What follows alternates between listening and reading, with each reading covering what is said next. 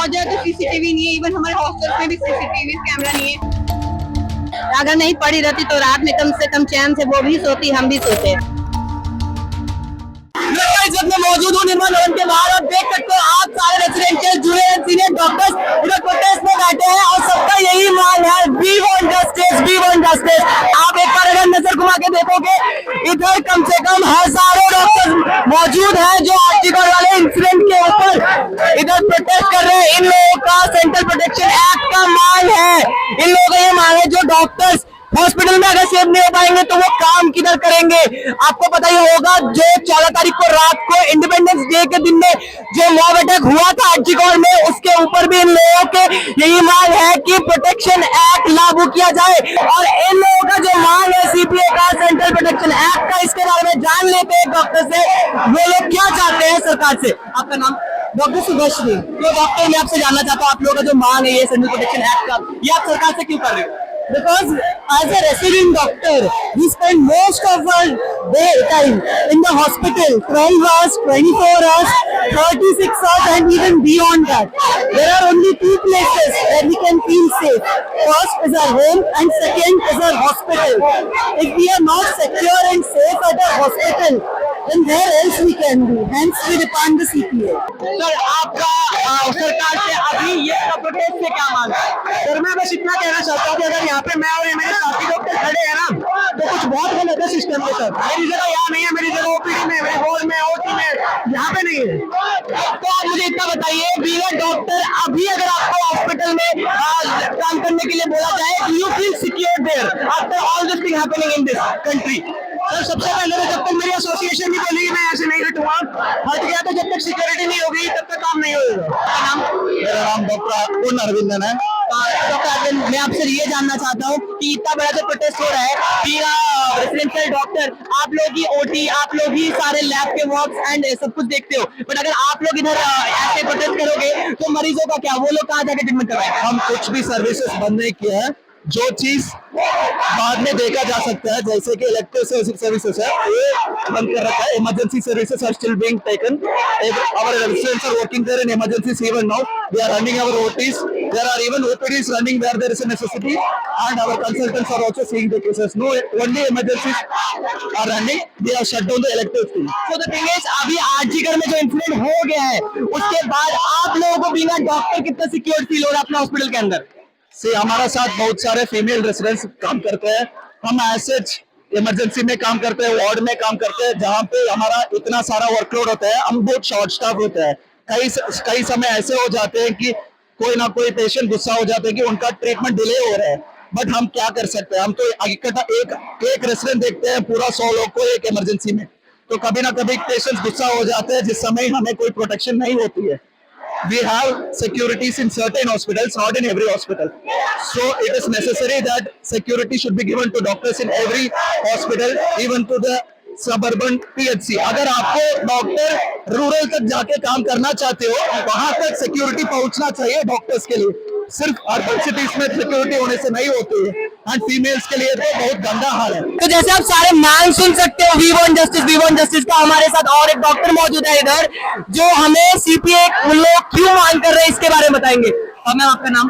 मेरा नाम डॉक्टर देविका भट्ट है। तो डॉक्टर देविका, मैं आपसे ये जानना चाहूंगा, ये सीपीए आप लोग क्यों मांग रहे हो गवर्नमेंट से? सेंट्रल प्रोटेक्शन एक्ट इसलिए मांग रहे हैं ताकि आगे फ्यूचर में ऐसी हरकत करने से पहले कोई और डॉक्टर, कोई नर्स या कोई भी इंसान, कोई मरीज 100 बार सोचे कि उसे कितना बड़ा पनिशमेंट मिलना पड़ेगा अगर उसने आगे से किसी डॉक्टर को बलात्कार या उसका मर्डर करने की कोशिश की। हम चाहते हैं कि एक लॉ बने जिससे हम सबकी सेफ्टी इंश्योर हो। So being a girl resident doctor at this point of time, क्या आपको आपके हॉस्पिटल में सेफ फील होता है? देखिए मैं दिल्ली एनसीआर में रहती हूँ और यहाँ पे मैं काफी सालों से काम कर रही हूँ, मैं सीनियर रेजिडेंट हूँ, तो मुझे सेफ का आज तक कभी महसूस नहीं हुआ, specially after Nirbhaya incidents and other incidents also. लेकिन अभी भी कोई सेफ नहीं महसूस होता है क्योंकि हॉस्पिटल में कोई स्पेशल बाउंसर सिक्योरिटी नहीं है जो हमें बता सके इस तरह के इंसिडेंट से। सर मैं आपसे ये पूछना चाहता हूँ कि ये जो जूनियर डॉक्टर्स है या फिर रेसिडेंट डॉक्टर है जो 36-36 घंटे का शिफ्ट सर्व कर रहा है, क्या ये सही है? क्योंकि डॉक्टर भी एक इंसान है, वो 36 घंटे कैसे काम कर सकते हैं? ये 36 घंटे जो काम कराया जा रहा है ये लेबर लॉस के भी अगेंस्ट है। आप लेबर लॉ के दायरे में रह के भी इस तरह से काम नहीं कराते सकते, लेकिन ये बताया नहीं जाता है। ये एक अंडरस्टूड बात है कि काम है तो कौन करेगा। आप 4 लोग हैं वहां पे, आप उन्हीं से आपको काम कराना है तो काम करेगा कौन? That is why we are forced to work like this because the doctor to patient ratio is very low.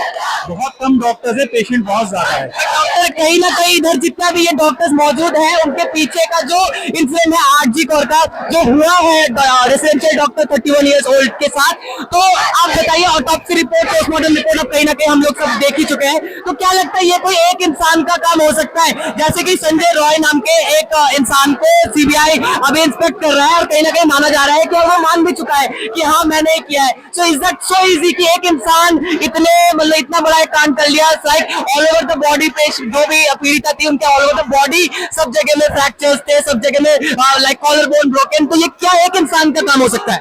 Autopsy report जो है वो शेयर नहीं करी जाती है पब्लिक से, लेकिन ऑटोप्सी रिपोर्ट पुलिस ने पेरेंट्स से शेयर करी थी और पेरेंट्स ने ये रिवील करा है कि there were multiple people. So it is clear in the autopsy report that there were multiple people, and it is obvious that there have to be multiple people involved in this, and maybe people at higher level also, because both the governments are trying to protect them. Sir, तो one big question is जो 14 तारीख को रात को जब India independence day मनाने वाली थी उसी टाइम आरजीकर में बहुत बड़ा लेडी डॉक्टर्स का प्रोटेस्ट चल रहा था, उसमें कहीं ना कहीं से अचानक से हजारों के तादाद में मॉब आया और कहीं ना कहीं वो सारे प्रोटेस्ट को वो लाइक तोड़ चालू कर दिया, एंड ये माना जा रहा है कि वो लोग एविडेंस को कहीं ना कहीं मिटाने के लिए आए थे। तो आपका क्या व्यू है इसके ऊपर?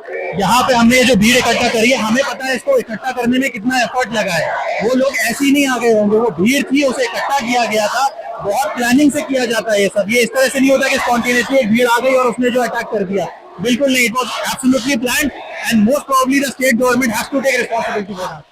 अब इस प्रोटेस्ट पे सिर्फ डॉक्टर्स नहीं, कहीं ना कहीं आम जनता भी उतना ही बढ़ चढ़ के हिस्सा ले रहे हैं, और अभी हमारे साथ मौजूद है एक डॉक्टर और उनके साथ उनकी मम्मी। तो चलिए जान लेते हैं उनका क्या व्यूज है इस पूरे के पूरे प्रोटेस्ट के ऊपर। मैम आपका नाम? मेरा नाम जना किशोरी है। मैम मैं आपसे ये जानना चाहूंगा, ये जो आरजीकर में जो हुआ है, कहीं ना कहीं आप भी एक जूनियर डॉक्टर की मम्मी हो, तो आपको ये सबसे क्लोजली फील होता होगा। अभी उनके फैमिली में क्या माहौल चल रहा होगा, आपको क्या लगता है? अभी हम सोच नहीं सकते हैं, बता नहीं सकते हैं, कोई शब्द नहीं है मेरे पास। इतना मतलब घटिया, दर्दनाक और अमानवीय और हैवानियत का हद है। या ऐसा कोई नहीं कर सकता है कि एक एक अंग जिसका तोड़ा फोड़ा गया है, आंख से ब्लड निकल रहा है, प्राइवेट पार्ट से अंग निकल रहा है, आंख में उसका चश्मा का शीशा गड़ गया है, उसका हाथ का हड्डी तोड़ दिया गया है, उसका पैल्विक जो है कमर का हड्डी वो तोड़ दिया गया है। मतलब एक एक अंग को तोड़ा गया इस तरह से। मतलब कभी कभी तो लगता है, हम तो जाते हैं कभी कभी वहाँ काली मंदिर कलकत्ता का, तो लगा कि ये माँ काली क्यों नहीं आई, क्यों नहीं प्रकट हुई उसको बचाने के लिए। मतलब कभी कभी लगता है कि थोड़ा सा भावना जो था हम लोग का, धार्मिक भावना जो होता है, एक धर्म के प्रति आस्था थे, वो भी खत्म होने लगता है। मैम कहीं ना कहीं मैं आपसे ये जानना चाहूंगा, आपकी भी बेटी हॉस्पिटल में ड्यूटी करती है, इनके भी नाइट ड्यूटीज होते हैं, तो आप जब घर में वो फील करते हो कि आपकी बेटी आज हॉस्पिटल में है, तो आपके अंदर वो कैसा महसूस होता है? बहुत पहले तो जब तक ये इसका ओवर ट्रैक करते रहते हैं, जब तक पहुंच नहीं जाती है, जब वर्क प्लेस पे पहुंच जाती है तो ये दिल को तसल्ली मिलती है कि पहुंच गई है, शांति से सो जाते थे। लेकिन ये घटना होने के बाद तो अब तो रात में भी नहीं सो पाते हैं। लगता है सुबह में जब तक नहीं आ जाएगी, बेटी को देख नहीं लेंगे, चैन की नींद नहीं आएगी। मतलब अब रात का नींद भी चला गया। समझिए कि कैसा माहौल में हम लोग जी रहे हैं। कहने के लिए है कि लड़कियों को पढ़ा दो और उसके बाद इतना मजबूत बना दो। अब बताइए डॉक्टर से बढ़िया और क्या एजुकेशन दे सकते हैं डॉक्टर? जब कभी हम लोगों को बोला जाता है कि बेटी पढ़ लिख के डॉक्टर बनी है, एक बहुत ही प्राउड महसूस होता है, बट ये सब सुनने के बाद आपको कैसा महसूस हो रहा है आज के डेट में? नहीं, अब तो वैसा नहीं लगता है। अब तो डर का माहौल है। लगता है कि पढ़ा कर हम शायद ये गलती कर दी है। अगर नहीं पढ़ी रहती तो रात में कम से कम चैन से वो भी सोती, हम भी सोते। और पढ़ा दिए हैं तब तो वो नाइट ड्यूटी करने जा रही है, और ऐसा रूल रेगुलेशन है। मुझे तो सरकार से यही डिमांड है मेरी कि जब तक अगर रात में सेफ्टी नहीं है तो कम से कम गर्ल्स को नाइट ड्यूटी से हटा दिया जाए। जब तक रात में सेफ्टी नहीं है तब तक इनका ये मांग है कि डॉक्टर्स, जो लड़की डॉक्टर्स हैं, उनके नाइट ड्यूटीज रद्द किया जाए। तो पर चलिए जान लेते हैं डॉक्टर से, उनके मम्मी के जो ये स्टेटमेंट्स थे इसके ऊपर उनका क्या मानना है। मैम आपका नाम? मेरा नाम डॉक्टर अंजलि भारद्वाज है, मैं जूनियर रेसिडेंट हूँ एम्स इमरजेंसी डिपार्टमेंट में। तो डॉक्टर मैं आपसे ये जानना चाहूंगा, आपके मम्मी के स्टेटमेंट्स आपने खुद सुने, बट कहीं ना कहीं आप डॉक्टर होके वो हॉस्पिटल में जब जाते हो रात में 36-36 घंटे का ड्यूटीज करते हो, तो आपको कैसा सिक्योरिटी फील होता है, कितना सिक्योर फील होता है आपको? सो सेंट्रल यूनिवर्सिटी एम्स, तो वहाँ पर कंपेयर टू बाकी कॉलेजेस डेफिनेटली बेटर हमारे प्रोटेक्शन है। वहाँ पे गार्ड्स होते हैं पूरे टाइम, वो भी इनफ नहीं होते हैं। जैसे मैंने पहले बताया कि कल का ही इंसिडेंस है जब एक पेशेंट ने आकर, it was a psychiatric case, उसने आकर मॉनिटर्स डिस्ट्रॉय किए थे और डॉक्टर को भी कुछ हो सकता था, बट वहाँ पे गार्ड्स थे, सो थैंकफुली टाइम पर उनको सेव कर लिया। बट ऐसे इंसिडेंट्स पेरिफेरी में बहुत एवरीडे का है, वो इतने सारे इंसिडेंसेस है। आप अभी सोशल मीडिया पे जाओ तो सारे डॉक्टर्स अपने इंसिडेंसेस शेयर कर रहे हैं।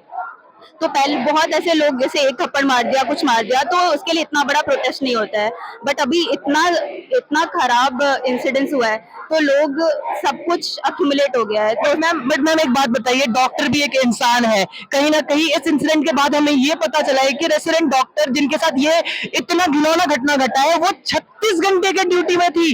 तो 36 घंटे एक डॉक्टर कैसे 36 घंटे सर्व कर सकती है लगातार? राइट, तो अभी ऑलरेडी डॉक्टर की इतनी कमी है अपने कंट्री में, तो नाइट ड्यूटी नहीं अलाउ हो गर्ल्स को, जैसा मम्मी ने बोला, वो I don't think practically possible है ऑन ग्राउंड। इतने कम डॉक्टर होने के बाद 36 आवर्स वीक में 80 to 100 आवर्स लोग काम कर रहे हैं, उसके बाद भी मैन पावर हमारे पास बहुत ही ज्यादा कम है। और ऐसे इंसिडेंट्स के बाद और डॉक्टर्स अभी सोच रहे हैं आउट ऑफ कंट्री जाने का, यूके, यूएस, यहाँ पे और लोग नहीं चाहते सर्व करना। बट मैम अभी हम मौजूद हैं निर्माण भवन के बाहर, आप लोग ये प्रोटेस्ट देख रहे हो, आपका पर्सनली क्या मांग है सरकार से, और क्या लगता है कि आप लोगों का ये मांग सरकार कब तक सुनेंगे, एंड आप लोगों का क्या प्लान है अगर सरकार नहीं भी सुने तो आप लोग क्या ऐसे प्रोटेस्ट में बैठे रहोगे? So first question, last question का आंसर डेफिनेटली, जब तक सारे डिमांड्स मीट नहीं होते तब तक ऐसे प्रोटेस्ट चलते रहेगा। जैसे आप देख रहे हो पहले नॉन इमरजेंसी सर्विसेज बंद हुए, अभी गुस्सा इतना है डॉक्टर्स में, धीरे धीरे बहुत सारे हॉस्पिटल्स इमरजेंसी सर्विसेज बंद कर रहे हैं। अगर ये एक्चुअली पूरे अक्रॉस इंडिया सबने इमरजेंसी सर्विसेज बंद कर दिए तो आप खुद सोच सकते हो इसका क्या इम्पैक्ट होगा। मेजोरिटी ऑफ इंडिया अफोर्ड नहीं कर सकती प्राइवेट में इलाज कराना, तो गवर्नमेंट को ऑब्वियसली नोटिस लेना पड़ेगा अगर सारे इमरजेंसी सर्विसेज बंद हो गए अक्रॉस द कंट्री। ये फर्स्ट क्वेश्चन। क्या लगता है आपको सरकार आपकी बात सुनेंगे? उनको सुनना पड़ेगा, डेफिनेटली सुनना पड़ेगा, नहीं तो ये प्रोटेस्ट एस्केलेट होते जाएगा। ये कैजुअलिटी अगर सारी बंद हो गई, अभी कैजुअलिटीज ओपन है, अगर कैजुअलिटीज बंद हो गए अक्रॉस द कंट्री सारे गवर्नमेंट हॉस्पिटल में, तो गवर्नमेंट के पास कोई ऑप्शन नहीं होगा, उनको सुनना पड़ेगा। आप सुन सकते हो डॉक्टर का ये आवाज कि गवर्नमेंट के पास उनको सुनने के बावजूद और कोई ऑप्शन ही नहीं बचा है। तो कहीं ना कहीं ये जो सीपीए का मांग है, प्रोटेक्शन का मांग है, डॉक्टर्स को उनको हॉस्पिटल में सेफ्टी फील करवाने का मांग है, ये गवर्नमेंट को पूरा करना ही पड़ेगा। ये इस डॉक्टर की मांग है। कैमरामैन मनीषा के साथ मैं शुभान गोस्वामी।